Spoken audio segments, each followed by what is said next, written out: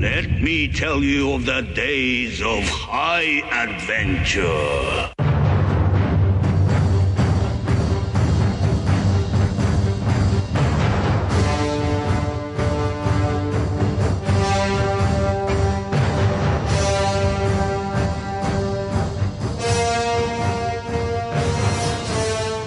Hello, I'm John. And I'm Kevin. And this is 6 Degrees of Schwarzenegger, the podcast where we take a long, hard look at some of our favorite action movies from the era of Arnold.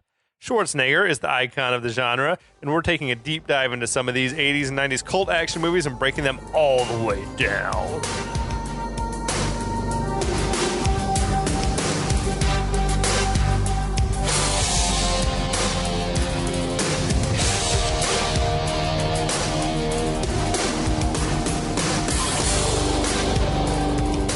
What is up, everybody? It's Wednesday night. It's a perfect night to drink brown liquor. And that's what we're doing because so much of that happens in the movie that we're talking about this evening. I just associate Arnold with the finer things. A nice scotch or a bourbon or a brandy. Yeah, absolutely. And a cigar, which we're not smoking because we're indoors tonight. But we are drinking brown liquor. I'm drinking still that Dickel Barrel Select. You are having the Bardstown Bourbon Company Fusion Series. Yeah, it's excellent. It's tasty. I discovered it off of our Facebook group that we like to stalk about the hard-to-find bourbons, but this Bardstown company makes all sorts of different labels. They make some good stuff. This is one of their lower-priced models, but it tastes fucking amazing. It tastes very expensive. It's expensive. It tastes real expensive. It tastes high-end. I like it. It's luxurious. The spirits industry is a racket, but we don't care. We'll pay it anyway. We'll pay it. Take my money. I don't care. Oh, my God. It tastes like brown liquor, and we like it. Speaking of things that will throw our money out without it being fine, but we like it anyway, is the movie Raw Deal. Yeah. I'm into it. I've enjoyed watching this movie. It's a hidden gem in Arnold's catalog. It is. It's solid, sort of like mid to lower tier, but it's like just something you can pop in and have on in the background and be like, this movie's fine. I don't know that I'd ever choose it above a Commando or anything like that. But, I would much rather watch Commando. Yeah, but this has got its own charm. Yeah. It just is sort of generic. Yeah, this movie I think we talked about it in the first round one fight is a movie that was not heavy in my rotation. My grandmother didn't own the VHS, so I never watched it until recently, and to have any kind of a recollection about it until we started studying up for this movie. I can say for certain I never saw it until the last year or two. Yeah. When I was trying to round out my Arnold I like viewing. it to be a blind taste test for both of us because it's nice to go back. Because the thing about it is that as objectively mediocre as it is, because of the style of it, because of the writing of it, because of the fact that Arnold's in it, it's still like you go out to dinner with your friends and you're having some drinks, and it doesn't matter how good the food was. It was fine. You still just enjoy it because of the company you're keeping. And it's like you're watching, it's filling in a missing piece of Arnold's evolution. Yeah. And it is a total evolution. You can see him figuring out his craft in this movie. That's what I like to say. Like we're watching him learn how to act almost on screen. Some scenes he's good. Some scenes he's terrible. Yeah. Some scenes it seems like he's struggling to walk. It's so funny to think about. And I was thinking about this just today in context of just myself. Thinking about like acting and thinking about being on stage.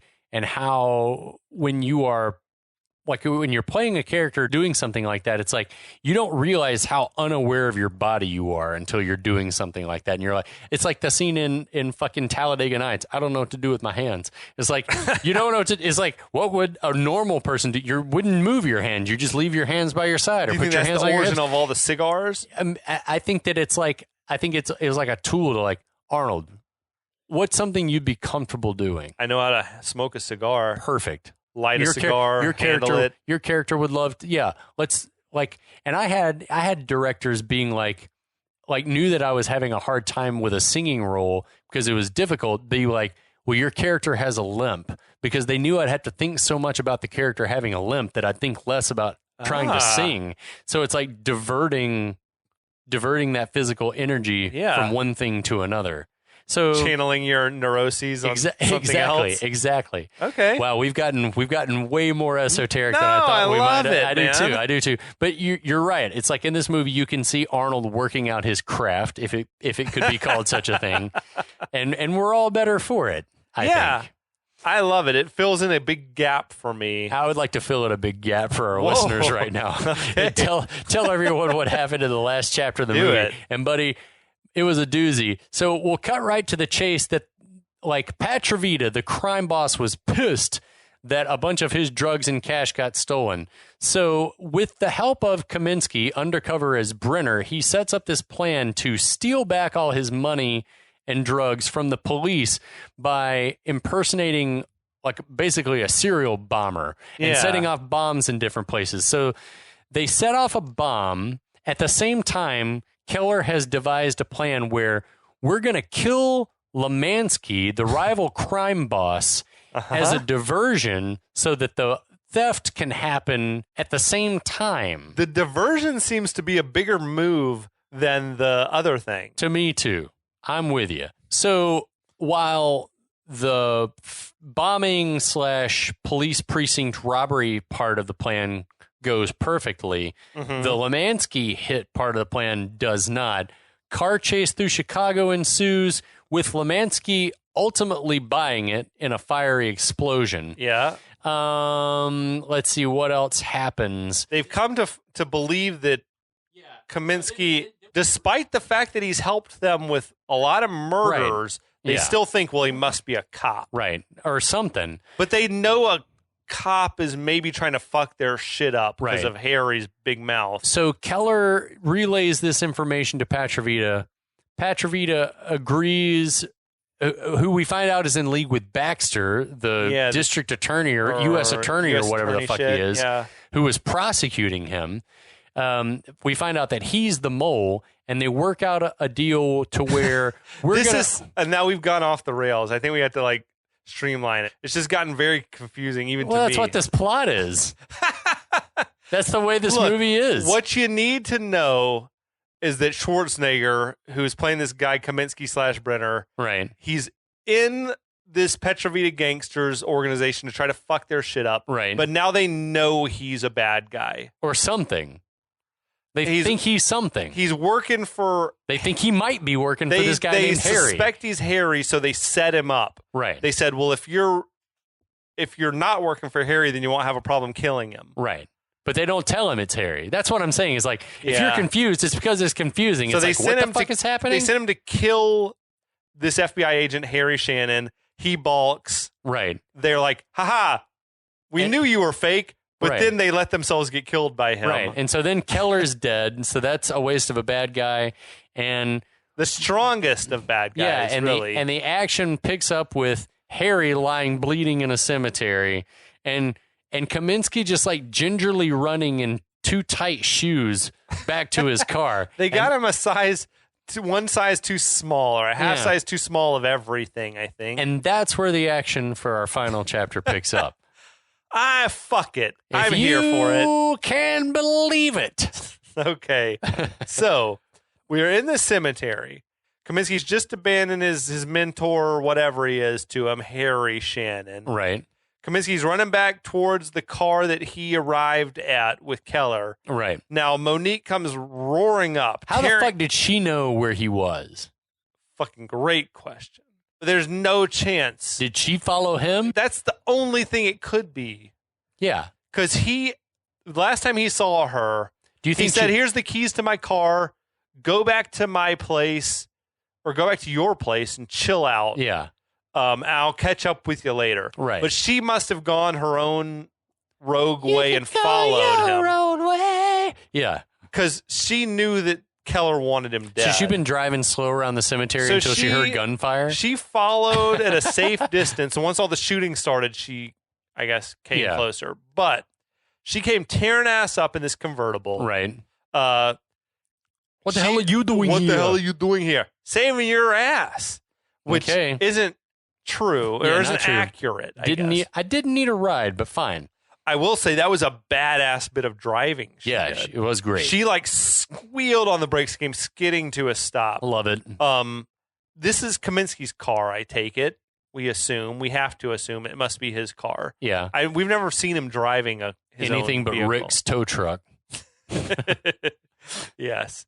Now they go back to the city. Kaminski drops Monique off at her place, tells her, pack everything you can pack, whatever you can't live without, go to this airport, charter a plane. Is it that easy? Like, no money down, they'll just let you book a flight? I think that there's a moment missing where he handed, like, he must have given her a wad of cash and was like, go to the Rock Falls airport, charter a plane. I think you can do that. You probably if have you to walked call in with a handful of advance. cash, yeah. If you just walked up and said, I'd like to charter a plane, they'd like say, I'd like to take a deposit. Some drunk pilot sitting around that can drive you where you need to go. So he says he's going to go do what an old friend asked him to do. Knock on dead. Okay. It's an awkward delivery. Yeah. Now, as Kaminski towels off after a shower that he's taken, muscle porn. This is like some of the only muscle porn in the movie. That was the only scene in the movie, really, where Arnold's shirt is off. Right. So I feel like they figured, it almost feels like that little snippet was added after the fact. Like, we got to have him topless. It's like, wait, he hasn't been shirtless in this movie? Yeah. I guess he was just really craving a shower after killing people. Before he goes to kill more people, he wants to clean up. I like to be clean for important fair stuff. enough. Yeah. For gigs. Now, as he's doing all this, he's replaying a conversation with Harry, where Harry had advised him basically that Patrovita does a lot of his evil shit out at this gravel pit. Right. Kaminski pulls some suitcases out of the closet. Oh my God. They are filled with weaponry. This is one of 3 parts of the movie where it's like, how can we eat up some screen time without Arnold needing to talk? I also feel like we've been waiting for this moment. Yeah. Though, where it's like he's got all types of guns. Every weapon you can imagine. Yeah, it's like the scene in Commando where it's dress your G.I. Joe. And it's he does the same shit in Predator when he's gearing up to fight the Predator, putting the mud on himself and shit. Like, I feel like that's just an action movie staple, though. Like, I can think of a lot of ones in Rambo movies where Rambo's gearing up for battle. The gear up is, it's like it's an NRA wet dream. It's like, it's a trope of these types of movies, and we love it for good reason. He's loading up all of his guns, pulls on this leather jacket, checks himself in the mirror. For good measure. Heads out. I got to make sure I look all right. There's nothing like just watching a one-man army sort of prepare for battle. Yeah, it's great. Yeah, he looked like he was in his Terminator mode. I had the same note that it's like he looks, especially later on, like right at the climax of the movie, it's like he looks like Arnold from Terminator. Yeah, I'm into it. So, Kaminski rolls up on the gravel pit in the convertible.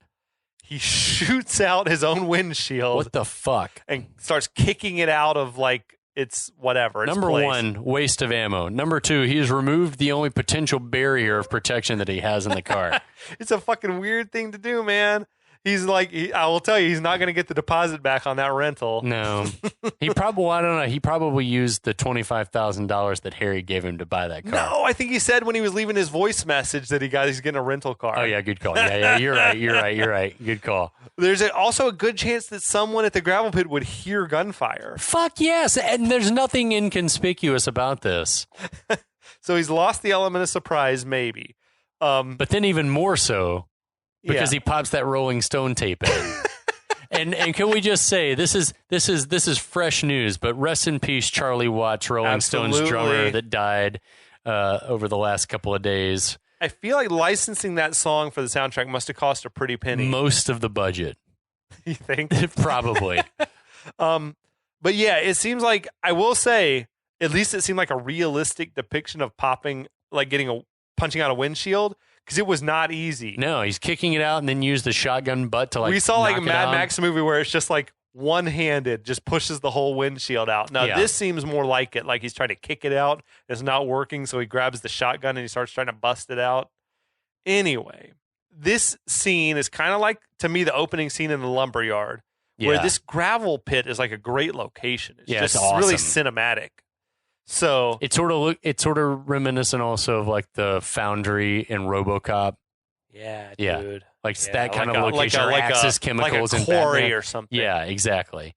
So security goes on high alert, whether it's because they heard his gunfire or his Rolling Stones bumping. But Kaminski rolls in and he just starts blowing dudes away. He does. He can put the machine gun. He's like one-handing an M16 like through the thing. It's like that's why I guess he busted the windshield out so that he could shoot through it without just whatever. I'm not a strong I mean, like I couldn't do that. Like I would one-armed. I couldn't probably lift that gun with one hand. I will say it was pretty awesome, like the way he was killing dudes, including one guy who like fell into the rock crushing machine. He is a hell of a shot. Dude, exactly. He's like fucking making amazing shots. He's driving on a bumpy ass gravel road, one hand shooting with a machine gun while he's driving. And kudos to Arnold for doing a lot of the driving in this scene.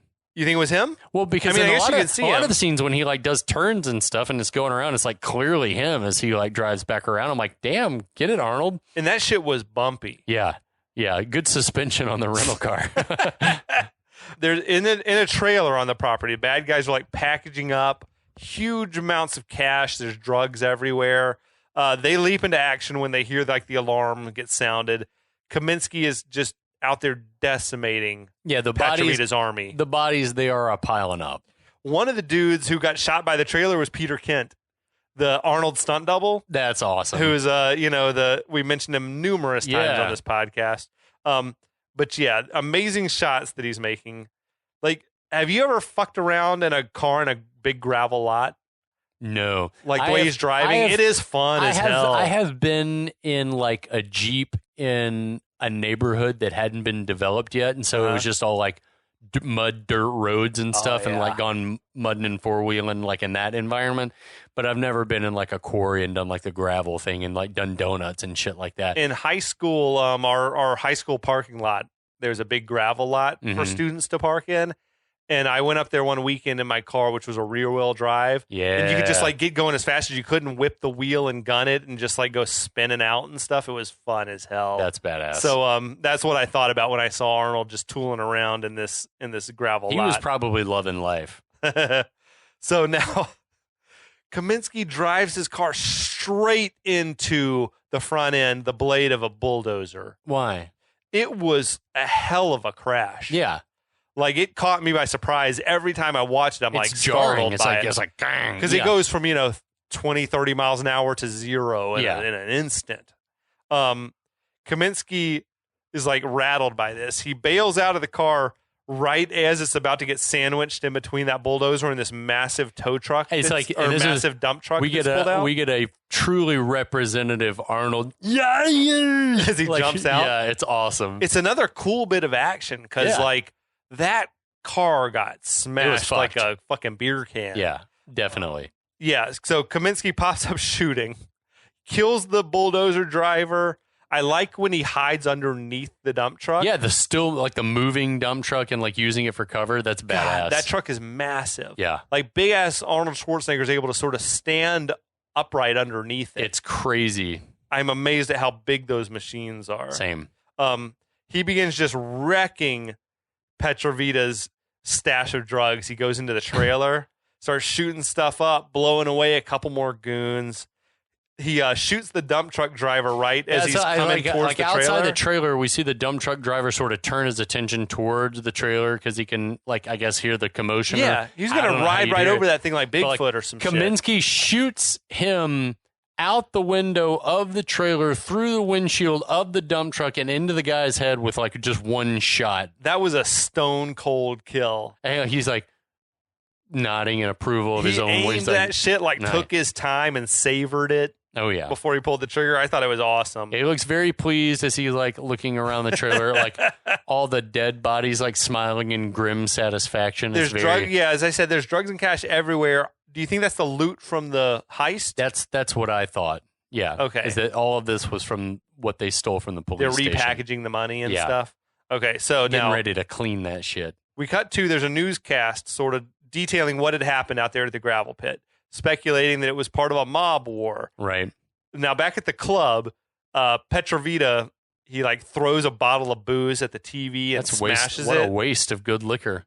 I feel like modern TVs wouldn't give the same satisfaction of breaking them as an old glass screen, like tube TV. It'd dent the thing and the picture would be distorted, and then it's like, oh, what a shame. I love that. I never have broken a TV in rage in my life. I probably never will. Same. Well, yeah, neither would I. I would like to have at least once, just like, rah! You know. You should chop wood or something instead. Okay, fair enough. I have that tube TV down in my basement. There you go. Take it out in the yard with a bat. It up, fucking Office Space style. Exactly. Break the fax machine. So Petrovita, he's like, it's not a mob war, it's fucking Brenner. I want to know where he is. Right. You know, I think Rocca says, well, look at all that destruction. He's probably dead. He's probably dead. How does that make sense? I don't. That's what I'm saying is like to be the guy that Rocca was, like, his reputation that Harry gave us at the beginning of the movie is not the guy that we've learned. He's like the voice of reason. Yeah, all the time. He is. Yeah, he is the stringer bell of this crew. He's like, maybe we should just let a sleeping dog lie. And Baxter's like, yeah. Baxter, who is there in the room, is like, yeah, totally. Like, there's got to be one man left standing at the end of something like this. Right? So, just then, though, they see Brenner on their, like, security cameras, the closed circuit shit. Weird stuff was happening on that feed where, like, we see Brenner pointing a gun. Right. Then the feed cuts to a shot of a camera getting blown up where it's like, do you have one of your cameras pointed at another camera? Why not? That seems like some shit that Petrovita would have. He's like, I want cameras on cameras. I feel like this was the inspiration for Perrette from Tango and Cash. It's like the cameras on cameras on cameras. And someone's like, yes, boss. And like, sure. That's exactly what happened. Whatever you say. Yeah. Then we see Kaminski points the gun not at the camera per se, but the camera goes fuzzy. Yeah. Whatever. It goes out. It doesn't really matter. I guess he got more guns, Kaminski, from the trailer. I feel like all his guns must have been in the trunk of his car, but that shit got mangled. He only fired like 2 machine guns the whole time he was there, and he had a whole slew of other guns. But I assume they were in that car that got just mangled. Yeah, but the trunk was still intact. Okay. Anyway, if nothing else, the trailer was full of shit. Absolutely. So he's armed up again. Right. Everybody, all of Petrovita's crew, they start grabbing guns. Right. Sven Ole Thorsen makes an appearance. It's about fucking time. Where have you been this whole movie, you asshole? There was another dude who looked just like Wayne Gretzky in a turtleneck. He did totally look like Wayne Gretzky. I love the tension that's building as they're waiting for the elevator to come down. I like the elevator dings, and they just like... They unload. Yeah, they lay waste to it. The door's open, but it's empty inside. I don't know a shit ton about elevators, but I feel like there's shit inside the doors that make them open and close. Yeah. Like, and the amount of bullets they put through, I feel like the doors would never have opened. Yeah. But well, fuck it. Yeah. Like the elevator's empty, but the elevator keeps dinging. They hear this like grating sound. Yeah, it's like and everyone's banging like looking around confused, like, what the hell? Kaminski, he comes sliding down this air vent and he just pops out shooting. Right. Now, I feel like there's a trope in movies that like air vents are huge, you know, like big enough for a dude to crawl through. Not Arnold Schwarzenegger. Which is not the case. No.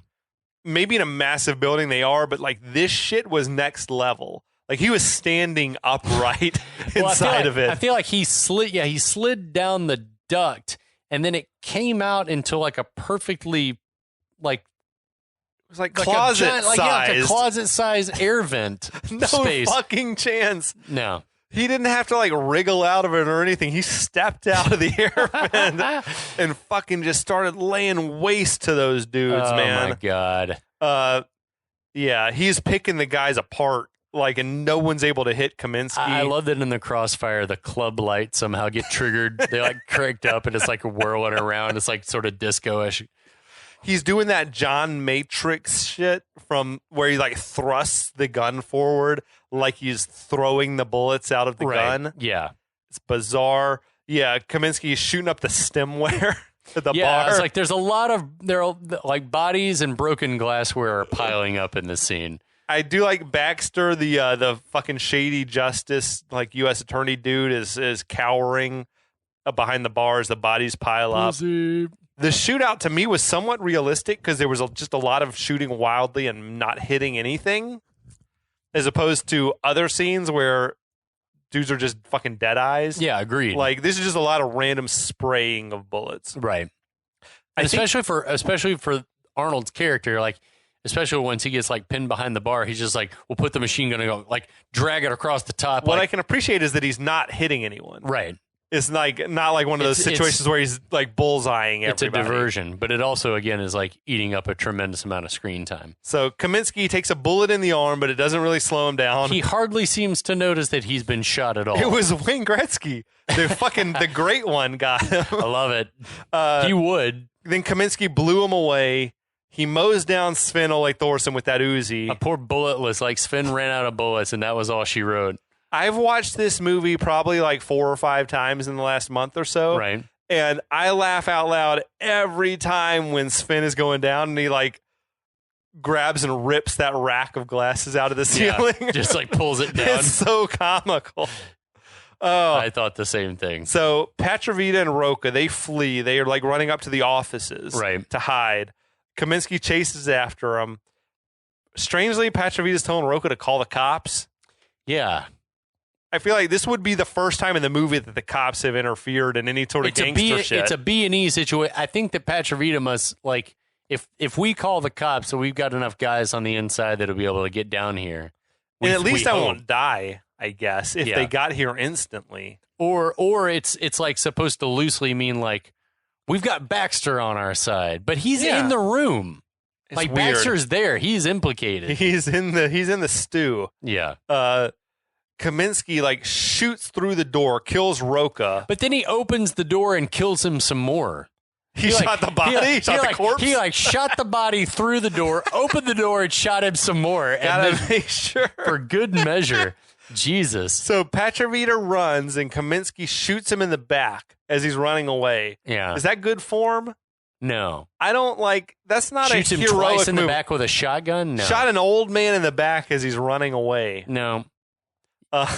Then Kaminski, not a word spoken, pours a bowl of Mike and Ike's or whatever all over him. This is the weirdest flex in the movie. That makes no sense to me. Because Patrovita has not once touched the bowl of Mike and Ike's. It'd be fine if this was the Max Keller character who was eating the candy earlier. You like candy? Eat this. Exactly. You're like, that would have been tremendous. Or some Where shit. the fuck was Max Keller? It's just weird. I think they couldn't think of anything else. See, what should have happened was that Keller should have escaped the cemetery. Kaminski would have had to chase him back downtown. Keller makes it back to the thing. Rocca gets killed in the crossfire because he's been an ineffectual bad guy from the beginning. And then in this scene, this is how Keller dies. Yeah. And then Patrovita ends up getting, like a Dick Jones style death at the end of RoboCop. Yeah. That kind of deal. It's weird that this, like, the sort of the spree, well, I guess it doesn't culminate on Patrovita, but that, because This is an unceremonious death for the big bad. Well, if you think about it, Rocca, Keller, and Patrovita all got unceremonious deaths. No, yeah. There's not one bad guy that you're like, well, okay. Oh, he got it bad. Yeah. Like, there were other dudes. The dude who fell in the fucking rock smasher. That guy got a more memorable send-off. Yeah. Yeah. Or even fucking the bulldozer driver, the dump truck driver. Yeah. Yeah. It's weird. But Kaminski, he returns like to the bloodbath area where he finds this whimpering Baxter character. Frank Fontana. Man, that actor. This is where he looks full on Terminator. Like he's like looking over. Yeah. He's looking over Baxter. The actor Joe Rigobuto, who Frank Fontana. Yeah. He plays that sniveling, like, dude, that's a great performance that he gave in that moment. Where he's like I can't get this gun to work. Was he trying to kill himself? I think that he was just trying to find an operational weapon. Oh, a gun with a bullet in it? So that he could protect himself, and he didn't realize that Kaminski was standing right there. Okay. He was holding the gun, like, dangerously close to his own head. I think that he was But it also wasn't really pointed at himself. He was trying to click, that's the thing, he's like trying to click that automatic pistol, and like, it was empty, and then he picked up the machine gun, like trying to find anything with a bullet in it. Sure. So now Baxter, he recognizes him. He sort of tells Kaminski, this isn't what it looks like. I was setting these guys up. Yeah. I feel like what he should have said is, they kidnapped me. Yeah. Yeah. Like, because I've been prosecuting them. Like, they want me dead. Yeah. Presumably. Yeah. Kaminski has no idea why Baxter's in this room. Now he's put himself on the hook. Although he should have been like, oh my God, you're one of them. You're one of them, aren't you? Like, thank you saved me. Yeah, exactly. Though I feel like Kaminski might have killed him either way. Yeah, just because he sort of hates him. Baxter says, oh my gosh, Kaminski, it's you. It's so great they let you back in the FBI. Yeah, he says that the whole internal affairs investigation / forced resignation thing was a mistake. It was a total mistake. Clearly. I don't know. Kaminski tells him, a lot of people are dead because of you, and now it's your turn. Whoa. Yeah, so what? He's gonna kill Baxter now? Cold blood, I guess, right? Like an unarmed man. But Kaminski picks up this pistol, sort of checks the chambers, right? Hands it to Baxter, says, resign or be prosecuted any way you want it. The line still doesn't work. No. Weird phrasing. For those of you, it's like, this is the line from the first chapter of the movie, and it's still... That's what Baxter supposedly said to him. Maybe whoever wrote that line was a big fan of the band Journey. Any way you want it. Yeah, it's still I don't know. I've been trying to think, resign or be prosecuted. What's he doing, though? Is he's giving Baxter a chance to kill himself? Yeah, he's saying, kill yourself or go to jail. You're going to go to jail over this shit?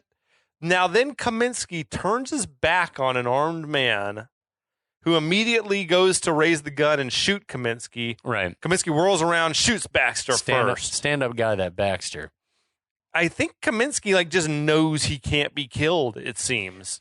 That's the vibe that I got through the entire shootout scene of this movie at the end. He's like, I'm fucking bulletproof. Is that I kept thinking of The Last Action Hero.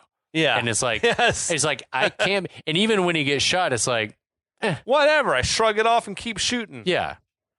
It's bizarre. Yeah. Now, Baxter is definitely a bad guy, as we've seen. Right. But all he's done to Kaminski, to wrong Kaminski, was hold him accountable for his own brutal That's ways. True. Yep. He even let him resign in lieu of being prosecuted, which he deserved to be prosecuted, it sounds like. And we also have to point out the fact that at no point in this scene has Kaminski proved that Baxter was the mole. No. There was no questioning, nothing about it. He just assumes, oh, you're here. You're here. You're the bad guy. I hate you anyway. Yeah, so you must be the problem. They're nothing. There's no confession, nothing. It'll be easier to kill him. I got to say, it's he shoots Baxter. Uh-huh. And in a movie mostly devoid, maybe entirely devoid of kiss-off lines, there needed to be a kiss-off line. He didn't give him anything. Nothing. Huh? He walks out of the room. And I think that maybe was this before the world realized that Arnold needs a kiss-off line? You didn't have D'Souza in the writing room for this. So I feel like this was on whatever the transition was to realizing these movies, they need a funny. Yeah. They need a funny ha-ha chuckle after each memorable kill or a prominent kill. Because, Cobra had it.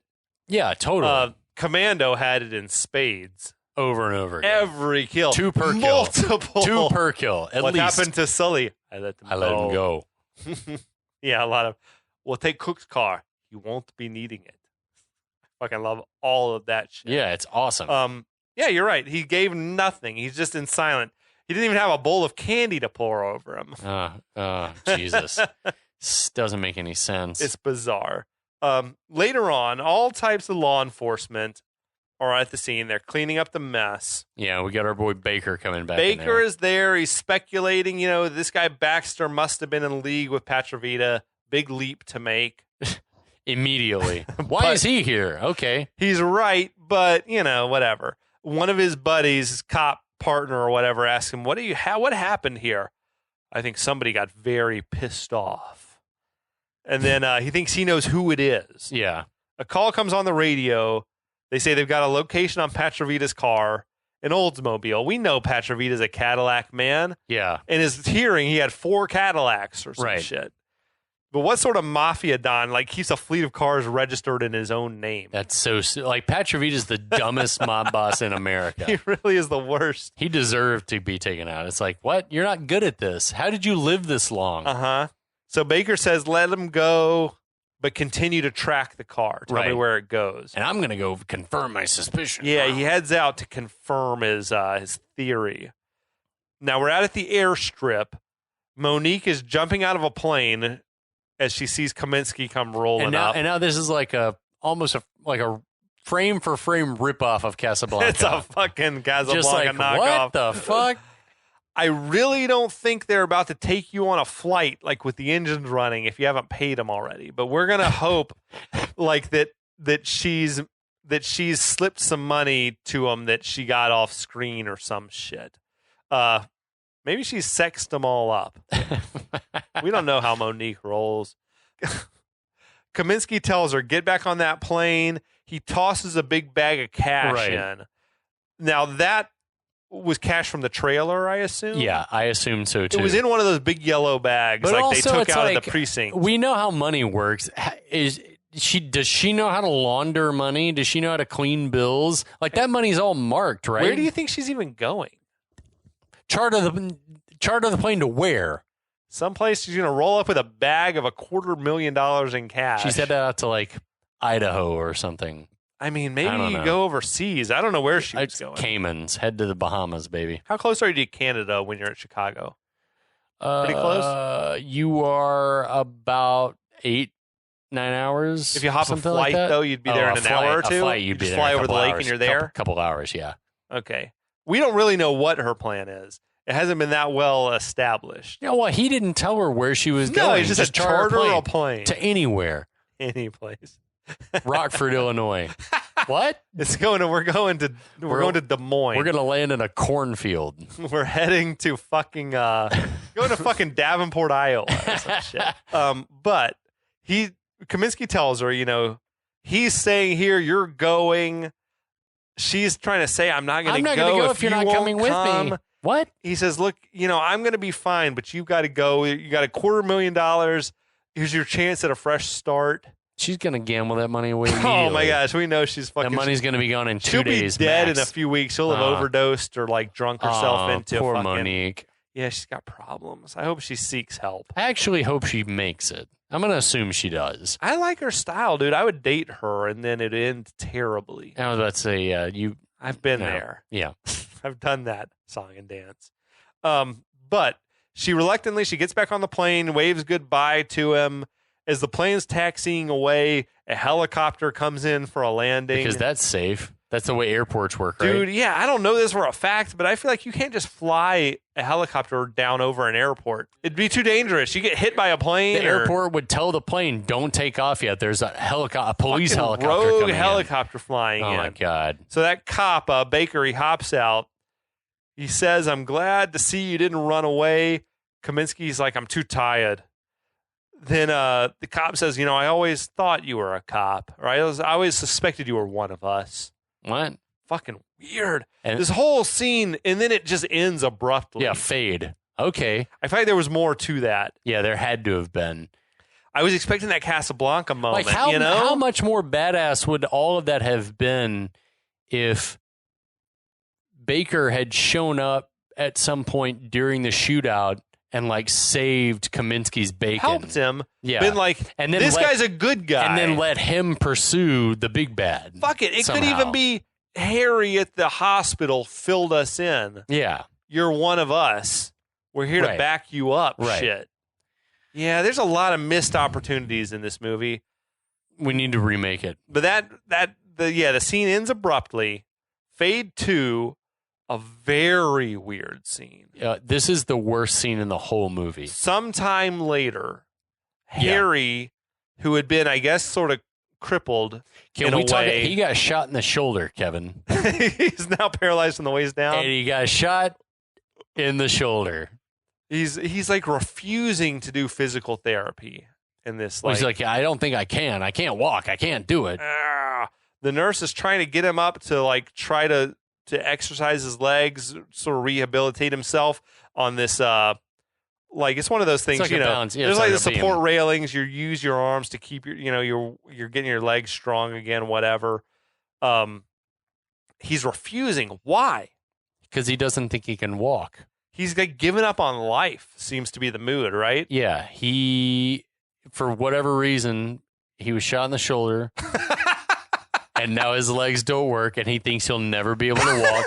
So he thinks his life is over. You're saying it's a psychosomatic thing. Yes. Okay. But also, I think he genuinely, like, let's just assume he was shot in the spine. The character doesn't think that he can ever walk again, so what's the point in even putting up with this? He's lost his son. He's in a bad place. Yeah, he's depressed. He's kind of nihilistic. Yeah. He's like done with life, whatever. Kaminski walks in. Things not so good, Harry? I've seen better days. Want to see him again? It's a callback to the scene One of the opening scenes, yeah. Yeah, it's like a full circle moment, whatever, from when Harry was trying to recruit Kaminski to join him. It's revealed that Kaminski's back in the FBI. Yeah, Harry heard he's back with the Bureau. His marriage has been repaired. Thank God. Huge plot points resolved off screen. Right? Okay. How the fuck does the FBI let him back in after the shit that's happened? I don't know. Harry said he was going to make those strings. He was going to pull those strings. He's going to make it happen. There's no way that him and Harry aren't in jail after what happened. But anyway. Actually, I mean, we don't know how law enforcement works in the United States. Fuck it. The Justice Department. The Justice Department's a weird place. The FBI's like, we really like the way that you went in there and killed dozens of men. We got a place for you. Yeah, we'd like to welcome you back into the fold, my friend. Fucked up. Okay. Kaminski scoops Harry up. He puts him on those railings that he didn't want to use. I need your help, Harry. My reunion with Amy was a big success. We just found out she's pregnant. How? Whoa. I don't know. This is not a healthy marriage. I feel like this is. Wait, what? This is a lot of information. Kaminski's like, I don't know anything about being a dad. I need you to help me. What? I feel like Darren McGavin is acting his ass off to try to carry this scene. Where's my chair? This is the worst scene in the movie. Put me down. I can't do it. Oh, he's freaking out. He's having a crisis moment. He's going way over the top. Like a truck. Like a truck. Like a machine. Like a truck. So Kaminski says, I need you to be the godfather of my child. Harry's like, fine, but I want my wheelchair back first. Right. He's insisting that he can't walk. Kaminski says, well, then meet me halfway. Some fucking Lincoln Hawk logic. The world meets no one halfway. If you want it, you got to take it. I feel like to me, McGavin, like Harry is coaxing a good performance out of Arnold. Yeah. Here. Yeah, like Harry's like, I can't walk. Did you ever quit in front of Blair? Blair. That's not how you say that name. Yeah. Harry's face instantly goes dead ass serious. Fuck yes. He nuts up. He puts one foot in front of the other. He fucking walks. He's like, I didn't think I could do it before, but motherfucker, now I can. Yep. He makes his way across that apparatus like the fucking nurse has tears in her eyes. Worst scene in the whole movie. That shit killed me. She was killing it. Give that woman more work. Yeah, she was awesome. She turned the waterworks on. She was crying over this asshole patient. Anyway, they hug it out. There's just a real quick freeze frame and fade to black. This movie's over. And yeah, man, that moment killed me. Like, there's just a quick freeze frame and it's over. I was like, wait, what? There's no time to linger here. None. We got another showing in 20 minutes. Empty this theater. We have to clean the popcorn and milk duds off the floor. Get your asses out. What the fuck just happened? That's how it ends? That was raw deal. All I can hear is Janet Jackson. That's how it ends? Now, I'm going to quote from the Ebert review. Hit me. You know I love the Ebert review. This plot is so simple and has been told so many times before that perhaps the most amazing achievement of Raw Deal is its ability to screw it up. His thesis was like the plot, the premise is so simple, and they still managed to wreck it by trying to make it more complex, but in ways that just made no sense. Absolutely. Another quote, Raw Deal is like another recent movie, Cobra. Yes. It replaces absolutely everything. Plot, dialogue, character, logic, sanity, plausibility, art, taste, and style with a fetish for nonstop action. You want to see guys with muscles shooting machine guns at guys without muscles? Then this is the movie for you. Yeah, I'm glad you mentioned Cobra.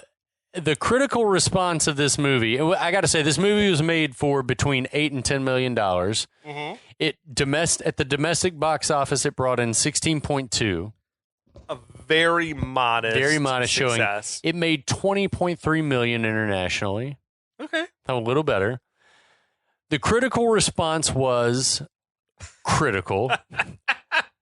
But what was even more amazing about all the negative reviews this movie got was that most of them essentially read, this movie was terrible, but it still wasn't as bad as Cobra.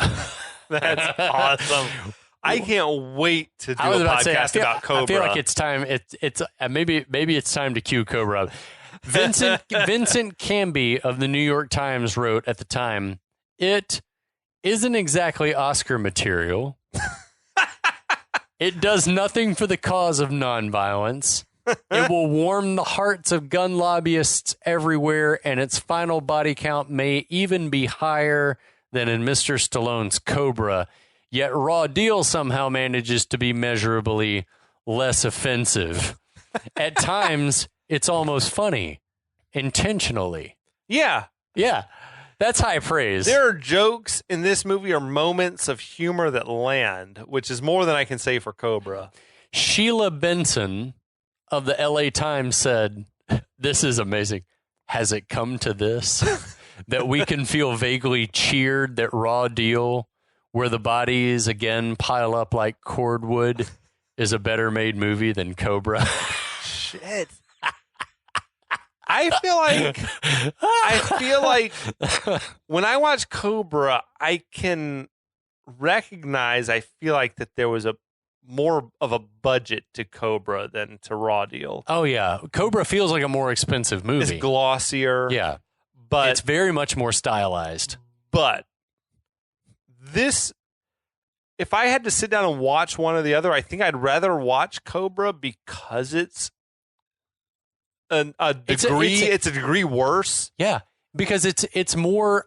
I would say arguably that Cobra takes more chances than this movie takes. This movie's by the numbers. It's like, paint by numbers. The legendary Gene Siskel gave this movie 1 out of 4 stars. 1 thumb down. And said the movie had, quote, essentially the same story as Cobra. But it's told with so many superfluous characters that we're never really sure whose side a few key people are on. Needless to say, in a film with punch-outs, we very quickly don't care. Shit. That's harsh. So he seems like he might have liked Cobra more. Yeah. I think that he's the one that was just like, eh. But again, I think that goes to the point of, it's like, at least Cobra, for its part, as bad as Cobra is, and Cobra is an objectively terrible movie, it took chances artistically with different shot variety, with set design, with different atmospheric elements, even with soundtrack. I think the soundtrack of Cobra is more interesting, I think, than this. I don't know. And then Stallone's acting, if you want to call it that, it takes more chances than Schwarzenegger in this movie, who's just kind of this like derpy fish out of water kind of guy sometimes, but then also he's like sure and like cocksure and like trying to, I don't know. It's just, do you feel like if this movie had Steven D'Souza to have done the final draft, I think it would have been good? It would have been Commando-ish. Well, that's the thing is like, I think that D'Souza wasn't the guy that you bring in to add or fix plot. He's the guy that you bring in to make dialogue better. And this movie is, except, like I will say, the dialogue that this movie does have, especially with some of the bad guys, is not terrible. Yeah. It's like when Schwarzenegger's on screen, though, it's just like everything sort of withers. He molested, murdered, and mutilated her. Mutilated her. It's like, Poor Arnie. That's the thing is like, take it easy no one sat down with him and was like, what words can you say or not say? That's what was missing is like, the forethought, the pre-production work. Yeah. Of let's tailor, if we're putting Schwarzenegger in it, let's tailor make it for him. Right. And I feel like, at that point, D'Souza, like once they started working in that vein, that it was like there was a stable of people who was like, oh, well, this is how you fix that. Give him words that he can say. Give him one-liners at the end that are going to be funny, that are going to ingratiate him to audiences. Yeah. Even if he's not talking throughout the movie. Let his charms shine through, which is that he is a funny guy. Right. He can deliver on that shit if you help him out. Right. Let him help you. Help him help you.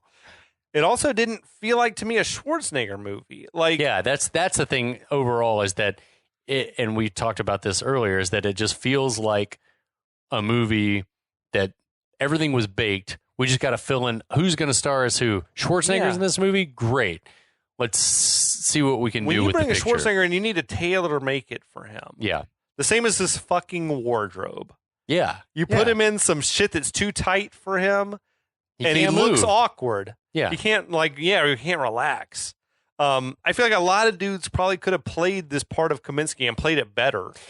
And arguably it would have been stronger, but I would, and that's what it goes back. I would have been really interested to see like how much dialogue, how many plot points got axed from the final production just because they were like, this movie is like, it was like they took a more complex movie and tried to simplify it, but then it made it more complex. But then they didn't axe enough scenes because I guess they had to keep the runtime up maybe to make it whatever. Anyway, we've had this discussion before where there's a theory about Arnold movies. Yeah. That he doesn't become the character becomes Arnold. Sure.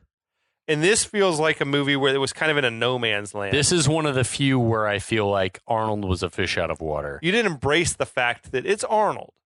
You're not fooling anyone. He's not a fucking method guy who's going to like, oh my gosh, can you believe like Arnold became this character Kaminski? No. If you want that, you cast somebody else. Yeah. Like this is a fucking, like they didn't let him, show off his muscles, really. No. They didn't, it felt like any number of 80s generic dudes could have played this part. Yeah. I don't know who it would have been. I almost would have. I mean, this is fucking Stallone character, to be honest. Yeah. Like, that's what it feels like. He would have liked this part. Exactly. Because I was thinking. He could have rewritten it and made it himself more sexy or whatever. Somebody that easily infiltrates an Italian mafia organization. Yeah. If you had taken fucking Chuck Norris and stuck some fucking karate in there, it could have been interesting. That'd been badass. I mean, it would have been no better or worse probably than having it be Schwarzenegger. I don't know. This movie finds a way to balance the line between being not good and not bad. It just is sort of there. So how did this movie happen? That's a great question. You may ask. I had read that Arnold, I think he's a very loyal guy in the business, as it goes. He had a falling out with De Laurentiis over Red Sonja. Right. Basically, in Red Sonja, he'd agreed to like do a cameo in the movie, sort of, to give it some cred or whatever. Right. Reprising his sort of Conan character, although I think he had a different name in Red Sonja. Yeah, he does. But then De Laurentiis and the filmmakers there made his part like a lot bigger and made him basically a co-star in the movie without him really knowing what they were doing. But they didn't pay him anymore. Like they didn't count it against his contract that he had with De Laurentiis. They basically fucked him over, sounds like. So I think he wanted out of his deal with De Laurentiis. De Laurentiis was like frantically trying to, I think he was in like financial trouble, Canon film style. He was also trying to raise money to make his version of Total Recall because De Laurentiis had the rights to Total Recall. Right. And there was this shit like Arnold wanted to play the lead. He wanted Total Recall for himself. Right. And De Laurentiis was like, no, this isn't a good part for you. So they had a falling out. He agreed to be in this movie, raw deal for De Laurentiis if De Laurentiis would let him out of his contract. And De Laurentiis was like, yes, and this is I'll make so much money off a Schwarzenegger flick. I'm gonna finance Total Recall off that. The movie, obviously, as we said, didn't make the money that they were hoping for. I think De Laurentiis' version of Total Recall was going to have Swayze playing the lead. I don't know how that would have gone. Yeah, I don't know how the rewrites would work. Like probably a much different version of a script. Yeah. Maybe something more Blade Runner-ish. Who knows? But it obviously didn't work out that way for De Laurentiis. This movie didn't make the money, I guess, they'd hoped for. But then later on, Schwarzenegger convinced the people at Coralco Studios to basically help bail De Laurentiis out of his trouble by buying Total Recall from him, buying the rights to Total Recall. I think he, even though he was pissed at De Laurentiis and all that, it was like a mutually beneficial thing. Mm-hmm. But I think they paid a lot of money to Dino De Laurentiis for the Total Recall rights, because Arnold wanted that for himself, and he had for years, That sounds like the story of Dolly Parton and Porter Wagoner relationship, where he gave her start, and then she started this meteoric rise. She got bigger than him. He super resented it. Like, rumors were flying all around town, and then she wanted out of her contract. And when he finally, basically, she was like, I'll write the song, give you the rights to it. Blah, blah, blah. Wrote "I Will Always Love You," and she wrote 2 hits in one day. Fucking amazing. Yeah, it's just crazy. She's awesome. She's like the Mozart of country music at that time. She was in the fucking zone. But man. Porter Wagoner held it over her for years and was had it out for her. But then later on, she basically bailed him out of financial trouble and paid for his kids to go to college or some shit. She's a fucking saint. Yeah, man. she's having a big moment here in the zeitgeist, and rightfully so.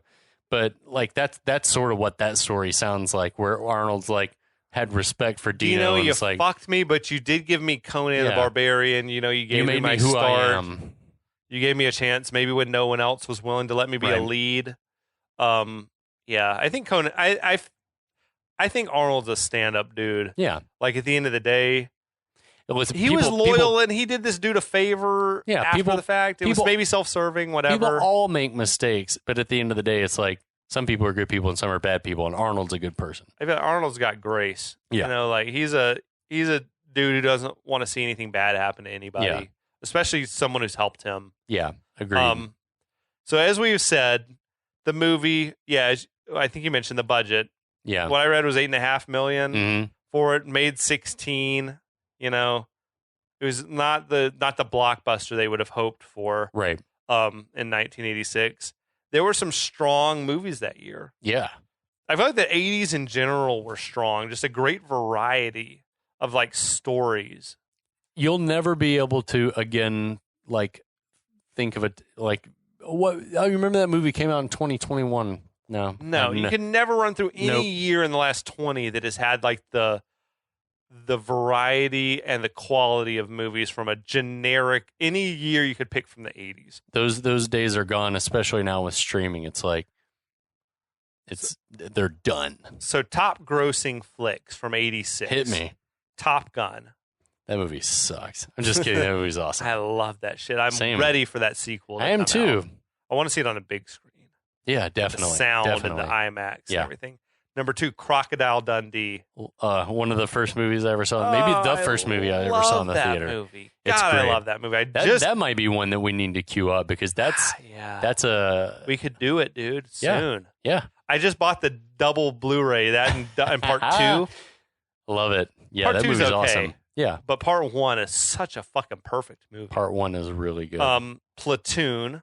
Wow. Okay. Yeah. Yeah. Killer. Karate Kid Part 2.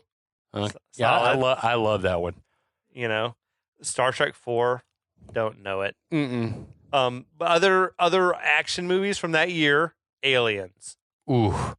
That was, I think, number 6 or 7. A little old film. Highest grossing. My favorite action movie of all time. Aliens. It's tremendous. It's an achievement. It. Yeah. Cobra, as we've mentioned a few times. Big Trouble in Little China. Greatest movie ever made. You know what your pal Jack Burton always says at a time like this. Who? Jack Burton. Me. The Golden Child also came out, which I've heard that's another one we need to do. Heard you praise. Yeah, I've never seen it. So good. Iron Eagle, one of my personal favorites, came out that year. Chappie. Other rando movies that came out that year: Ferris Bueller's Day Off. Great movie. Killer. Another Chicago themed movie. Yeah, Howard the Duck. There's a soft I grew spot. up watching the shit out of that. Did you see Leah Thompson said something about like directing a part 2 or a remake, a sequel? or yeah, some remake. I'm into it. I am too. I'm like, let her go for it. I love the first one. Dude, did she fuck Howard the Duck in the first movie? Did they fuck? They didn't. They didn't show it. They didn't during the course of the movie, but I think. Oh, you don't think there was a moment where they were like sort of bedding down a little bit? There was an insinuation that they almost did, but you don't think it happened? I think by the end of the movie, maybe they have. Okay, but I don't think they do during the course of the movie. That's proper. A fucking wild movie. It's so crazy. Me and my sisters used to watch that shit so much, and we loved it unironically when we were 10. But same. I loved that movie. I need to rewatch it. Yeah, we should rewatch it sometime. Flight of the Navigator came out. That movie you grew up watching hard. That? Yes. I loved that shit. Paul Rubens is the voice of the ship. That movie is one of those movies where it was almost like a fever dream in retrospect, thinking about it. And you're like, God, I wish something epic like that would happen to me. Like, I just wish that I would be on a spaceship and doing a fucking thing like that. That was so cool. It reminds me of one of my favorite movies called The Explorers. That movie is amazing. You like that one? Yeah, I love with that the movie. young River Phoenix, young Ethan Hawke. Yeah. The nerdy kids who it's like a better version of the Goonies. Yeah. It is outstanding. I love The Explorers. The Explorers Explorer was a great TBS or TNT feature that would come on the weekends. Speaking of TBS features that come on the weekends, from '86, The Boy Who Could Fly came out that year. That movie is awesome. Wow, that's a deep cut. That's a deep fucking flick. Yeah. I liked that movie. I really liked it too. Young Fred Savage squirting piss on bullies. Big wheels. Yeah. There's no water in this gun. Squirt some piss all over him from a super soaker or some man. shit. Love that. That movie was awesome. But also, Legend came out that year. Kind of flopped. But I love visually. That movie. Yeah, that movie is insane. Ridley Scott's got a hell of an eye. If he doesn't always pick the best projects. Yeah. But that movie's not, that's the thing, is that it's not bad. I don't know. It's just like, I don't know. The world was already primed for sword and sorcery. Yeah. It had been like, they were late. They were too genre. late or too early. Or I think that movie was just like so much. It was so conceptual. And yeah. Audiences didn't know what to make of it. It was like too cerebral for kids, probably. Yeah. And it was too childlike for grown-ups, maybe. It was dark. It's a dark movie. I would love to see how they marketed that movie. Like, did they market it as a child's movie, or did they market it towards adults? I seem to remember nerds? seeing trailers and it being like very, battle of light against dark and like that sort of thing. So appealing to like the Lords of the Ring crowd type. Yeah, but it's like I would love to see the box office numbers and see how much more money Willow made than that movie. Legend was down on the list. It bombed. Yeah. Labyrinth was that year too. Just like movies that people are like touchstones. Stands the test of time. I'll just mention quickly Blue Velvet and The Fly. Ooh. Came out that year. A couple of awesome filmmakers making awesome movies. Blue Velvet's so good. And The Fly, Cronenberg. Yeah. Fuck. Wow. 1986, really bringing solid fucking movies. Like Name any year from the aughts or the last 20 years that have had a variety of quality movies that you'll look back on years later. A dozen great flicks. That's the thing, is that a lot of them you'll think back and be like, there was a really outstanding individual performance in that movie by Daniel Day-Lewis or so-and-so. And it was like, or Gary Oldman, and be like, man, he was awesome in that movie. But the rest of that movie was like, I think that wraps us up for Raw Deal. I'm happy to have gone back to the well of Arnold. Everyone go back and find this movie on Amazon or pop in your Blu-ray. Chilling on HBO right now for the time being. Put it on in the background, smoke a bowl, do whatever, and just like enjoy the fuck out of it, because it's fun. Throw it's a frozen pizza in, get a 6-pack. Yes. And watch the shit, because you won't be disappointed. No. Like you said, I think in the first episode, it ain't boring. No, it's not boring at all. It's entertaining. It is. It keeps is it entertaining, moving. and it's brisk, and it moves right along. Yeah, they don't give you a chance to question the plot holes. No. That's what we're here for. That's right. That's why you listen to this podcast. You watch the movie, then you come back and see if you agree with our assessment. Well, I think you're all great. Thanks for listening. Thanks to our friends on the Last of the Action Heroes podcast network. Thank you, everyone. For giving us another second home. Yes, indeed. And we'll be back.